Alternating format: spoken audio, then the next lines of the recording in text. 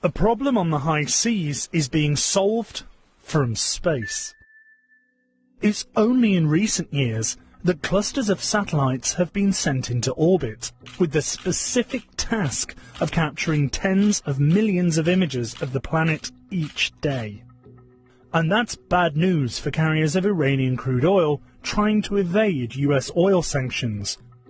6 years ago, during the previous round of sanctions, the high seas were an ideal place for carriers of Iranian crude to avoid detection, but this time it's likely to be different.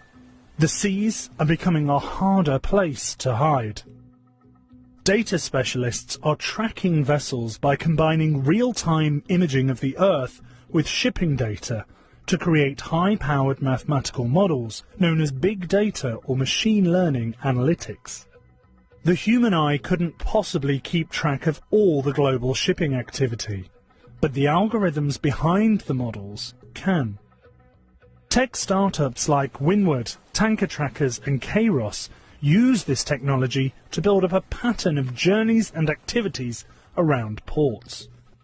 The more information they collect, the better the algorithms can predict how vessels ought to behave.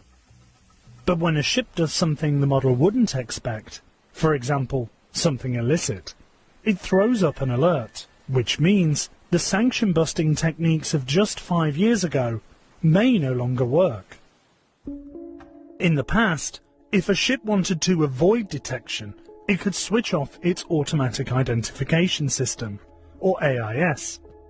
It could also forge the signal to give a false location to avoid being caught entering a prescribed port. This would often work. The only chance of being detected was if you were observed to be somewhere you shouldn't. But with the new techniques, a vessel's behaviour is constantly monitored against the expected behaviour predicted by the big data models. If a ship turns off or forges its AIS and the model